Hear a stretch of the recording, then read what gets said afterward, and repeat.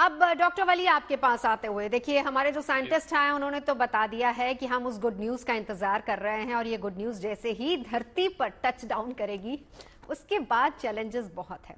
9 महीने तक स्पेस में रहना, अब किस तरह से शरीर धरती पर खुद को एडजस्ट कर पाएगा भी या नहीं कर पाएगा, चैलेंजेस क्या रहने वाले हैं सबके सामने?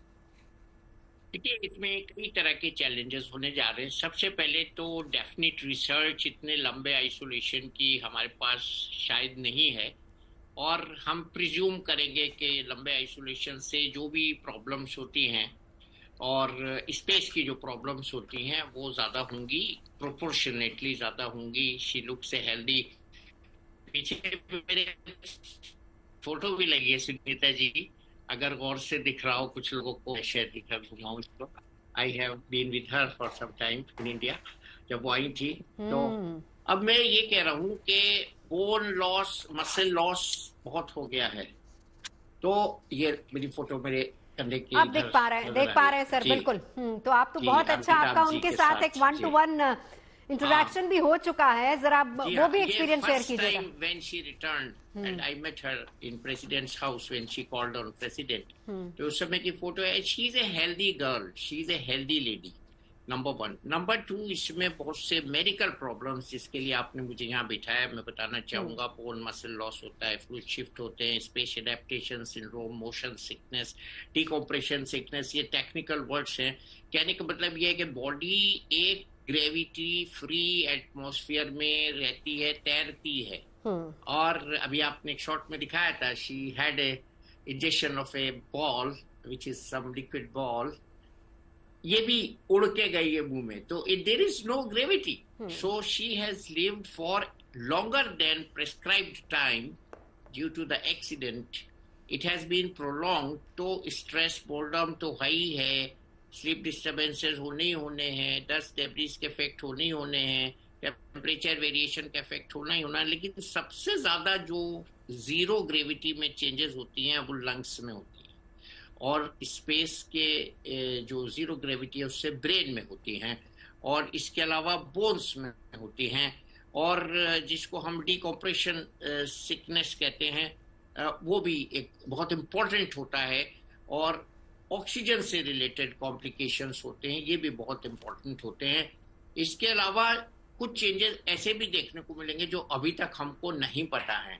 हमारी साइंस जो है वो एक जगह कहीं ना कहीं आके लिमिट हो जाती है, और ये सुनीता के मिशन से, एंड आई प्रे, पर पहले तो मैं एलन मस्क जिंदाबाद बोलना चाहूंगा बीच में, और आई प्रे कि ये ठीक ठाक आए, क्योंकि जो निराशा इस मिशन से जुड़ गई थी, आज वो आशा में बदली है। बहुत अच्छी तीनों साइंटिस्ट ने कहा है, बहुत they have taken it technically very strongly, and that means we are competent. That shows we are competent to do it, and we have learned from the previous accident of Kalpana Chawla, and this time I am sure ये Elon Musk का जो mission है इसकी वापसी बिल्कुल perfect हो। But मैं medical की बात करूंगा। देखिए, मेडिकल की बात यही है कि उनको थोड़ा आइसोलेट करना पड़ेगा, और पहले हम लोग ये भी डरते थे कि इसमें से कोई जरासीम ना जाए, कोई ऐसा वायरस ना जाए, ऐसी कुछ पॉसिबिलिटी मेरे हिसाब से नहीं है।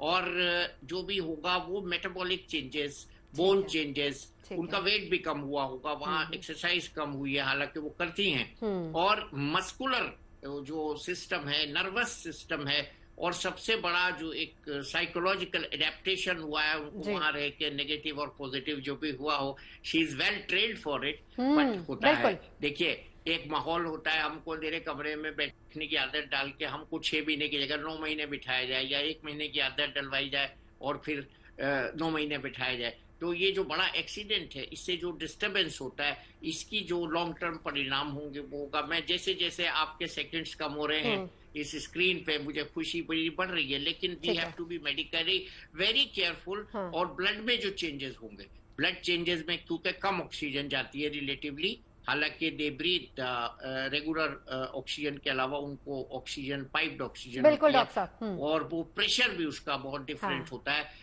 और ये जो आप दिखा रहे हैं दिल की धड़कन, yes, this is very common, blood pressure, heart beat, cerebral बिल्कुल डॉक्टर सर्कुलेशन। वली, लौटती हूँ आपके जी। पास। ये तमाम ऐसी चीजें हैं जो एक कंसर्न एरिया रहेंगी, लेकिन अब वापस से अमिताभ जी आपके पास आते हुए, देखिए अब इंतजार हम उस गुड न्यूज का कर रहे हैं, लेकिन उससे पहले एक सवाल सर, हर कोई ये जानना चाहता है। अब जैसे डॉक्टर वली ने भी बताया कि वहां पर बहुत मुश्किल है रहना, कितना कठिन होता है। 9 महीने, अगर हम 9 महीने की बात करें, 8 दिन के लिए गई थी, लेकिन 9 महीने का वक्त वहां पर हो गया। खाना पीना, सोना, रहना, एक्सरसाइज करना, ये किस तरीके से होता है वहां पर? देखिए, अंतरिक्ष का जो माहौल होता है इंटरनेशनल स्पेस स्टेशन के अंदर, धरती से एकदम अलग होता है। हम्म। तो सुनीता विलियम्स पहले भी लंबे समय तक स्पेस में रह चुकी है, मेरे ख्याल से ऑलमोस्ट 6 मंथ पहले भी वो गुजार चुकी हैं। और जो सबसे लंबा रिकॉर्ड 1 साल से ऊपर का एस्ट्रोनॉट का है, रशियन एस्ट्रोनॉट का 1 साल से ऊपर है मेरे ख्याल से, ऑलमोस्ट 500 डेज वो रहे स्पेस में। लेकिन हर इंडिविजुअल पे उसका अलग असर होता है, हर एक की बॉडी डिफरेंट होती है, अलग बॉडी अलग रंग से रिस्पॉन्ड करती है। हाँ। स्पेस की जो डिफरेंट कंडीशन है कि आपका जो माइक्रोग्रेविटी, जिसको 0 G जनरली बोलते हैं, उसका असर होता है बोन्स के ऊपर, मसल्स के ऊपर, हार्ट के ऊपर, ब्लड के ऊपर। तो वो एक हमको इसकी तैयारी बहुत जरूरी है। तो ये जो एक्सटेंडेड मिशन एक तरह से सुनीता, हम सक्सेसफुल लौटेंगे, हमको एक नई जानकारी देगा कि अगर हमें मंगल पे मिशन भेजना है तो 9 महीने तो सिर्फ जाने में लगते हैं बिल्कुल। मिनिमम, और 9 महीने वापस आने लगते हैं, और कम से कम 1 साल का 2 साल का गैप वहां रखना पड़ता है, तब अगली बार कंडीशन होती है वापस आने के लिए। तो ये जो लगातार जो स्पेस मिशन में जो एक स्ट्रेस तो नेचुरली होता है, आप 1 हफ्ते के लिए गए, आपको 9 महीने लग गए, लेकिन 9 महीने साल मिनिमम आपको जब हम नॉर्मल बना देंगे कि एस्ट्रोनॉट वहां रह सकते हैं, तभी हम मंगल पे जा पाएंगे। तो ये बहुत जरूरी है। तो ये नई जानकारियां मिलेंगी जो हमारे लिए बहुत यूजफुल होंगी। बिल्कुल, लेकिन वही बात है कपूर साहब, अब आपके पास आते हुए जरा थोड़ा सा बताइए, क्योंकि ना सब लोगों में ये बहुत उत्सुकता होती है, जो बच्चे साइंस पढ़ रहे हैं उनमें भी ये बहुत उत्सुकता रहती है कि एस्ट्रोनॉट वहां पर किस तरीके से रहते होंगे, कैसे खाते होंगे, कैसे पीते होंगे। हालांकि कुछ कुछ वीडियोस लगातार आते रहते हैं उसके। देखिए, वो सुनीता विलियम्स जी का एक वीडियो है जिसमें वो life in international space station के बारे में बताती हैं, कैसे जो है वो रहते हैं, किसी भी ओरिएंटेशन में कैसे भी उसमें भाव में वो सो जाते हैं, और कभी इधर कभी उधर वो एक किस्म से उतराते रहते हैं। वो माइक्रोग्रेविटी की स्थिति है, और चूंकि वो स्पेस स्टेशन के साथ ही पृथ्वी के ऑर्बिट में है, तो जाहिर है कि वो उसके अंदर किसी भी स्थिति में जो है वो हो सकते हैं, आसपास की जो दीवारें हैं उनसे दूर या इंस्ट्रूमेंट से दूर, और जो कुछ भी एक्सपेरिमेंट उनको करने होते हैं, उनको असाइंड हैं, सब करते हैं। और 24 घंटे में एक आप ये समझिए कि कम से कम 3 घंटे उनको जो है ट्रेडमिल आदि पर जो है बिताना होता है। उनको अपनी सेहत को ठीक रखना है, ताकि उनकी मसल्स वगैरह जो हैं, जैसा कि अभी बताया गया था, वो काम करती रहनी चाहिए। तो कल जब मैं ये लाइव ट्रांसमिशन देख रहा था, वो लाइव स्ट्रीमिंग, तो सुनीता विलियम्स जी बहुत चीयरफुल दिखी, बाकी के सारे एस्ट्रोनॉट्स भी बहुत चीयरफुल दिखे।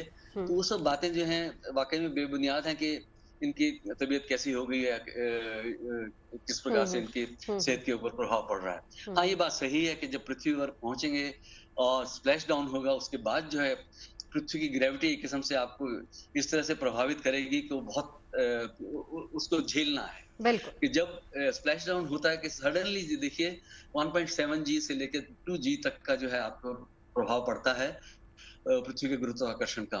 और ऐसे में जो स्पेस सूट जो पहना हुआ है, वो ऐसा लगता है जैसे भारी शीशे का बना हुआ है। तो उसमें से जो है वो आखिर में जो स्प्लैश डाउन के बाद जिस हिसाब से इनको निकाला जाएगा और किस प्रकार से इनको ले जाया जाएगा, उसकी भी एक बहुत ही सेट प्रोसीजर है,